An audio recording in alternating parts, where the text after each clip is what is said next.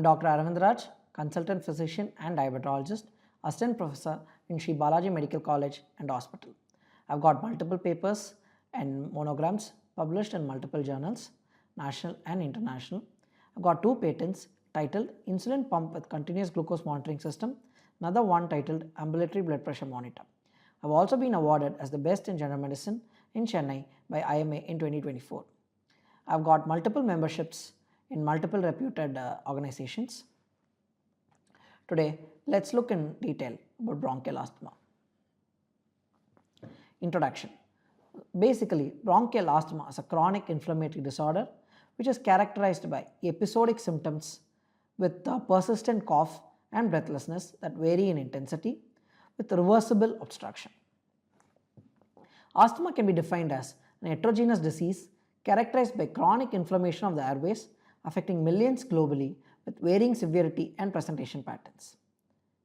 It is characterized by variable airflow obstruction, episodic symptoms that appear in distinct episodes with symptom-free intervals, bronchial hyperresponsiveness, and treatment reversibility, where there is significant improvement in airway function with appropriate bronchodilation and anti-inflammatory therapy.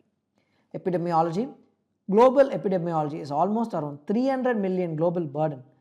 People affected worldwide, representing a significant public health challenge across all the continents. Etiology. Asthma is caused due to various factors. Genetic factors such as a positive family history of asthma or atopic conditions significantly elevates individual susceptibility to developing the disease. Gene polymorphisms and maternal influences. So maternal asthma notably raises the risk of childhood asthma development, suggesting both genetic and environmental transmission. Environmental factors are as follows. Indoor allergens such as your dust, pollen from the plants, pet animals such as cats and dogs represent most common indoor allergens. Physical triggers, cold air exposure and exercise-induced bronchoconstriction can provoke acute symptoms. Air pollutants such as the tobacco abuse, industrial emissions, air pollution contribute significantly to asthma, and viral infections such as respiratory viral infections, particularly RSV, rhinovirus, frequently trigger the exacerbation in children. So what are the triggers of acute asthma or rather asthma attack? Common triggers. Understanding and identifying the personal trigger is fundamental to effective asthma management and prevention of acute exacerbation. Environmental allergens and pollutants, physical and emotional factors, occupational exposure, and certain pharmacological agents such as NSAIDs, beta blockers, and aspirin also induces asthma. Pathogenesis, chronic inflammation, T helper type 2 cells, predominant airway inflammation, driving hyperresponsiveness, bronchoconstriction, mucus hypersecretion, airway remodeling.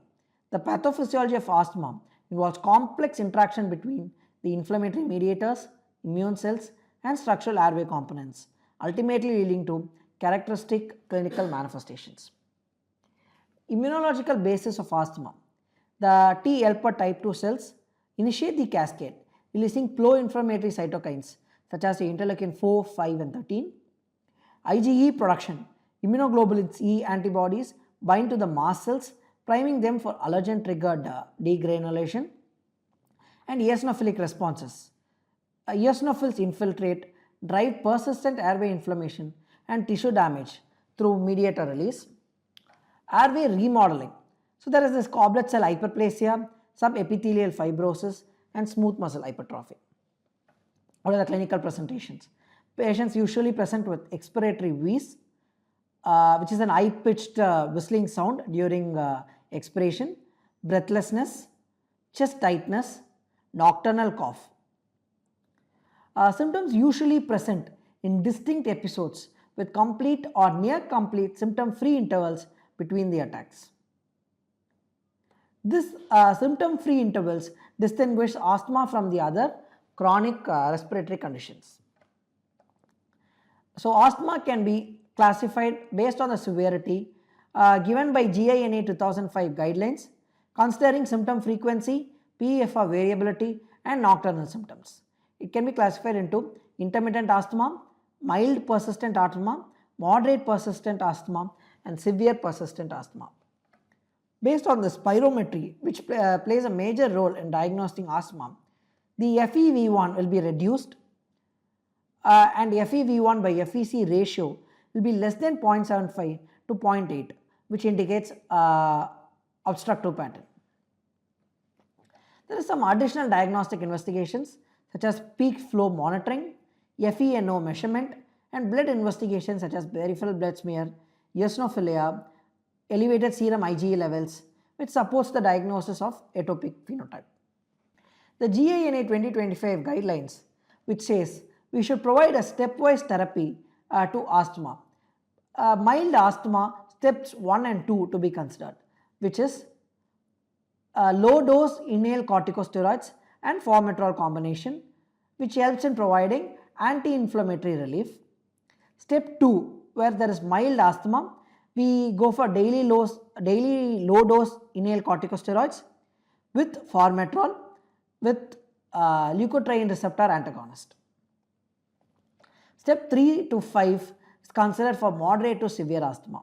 So step 3 is moderate asthma, where there is low dose inhaled corticosteroids plus long acting beta agonist, which provides 30 to 40% reduction in severe exacerbation with single inhaler approach.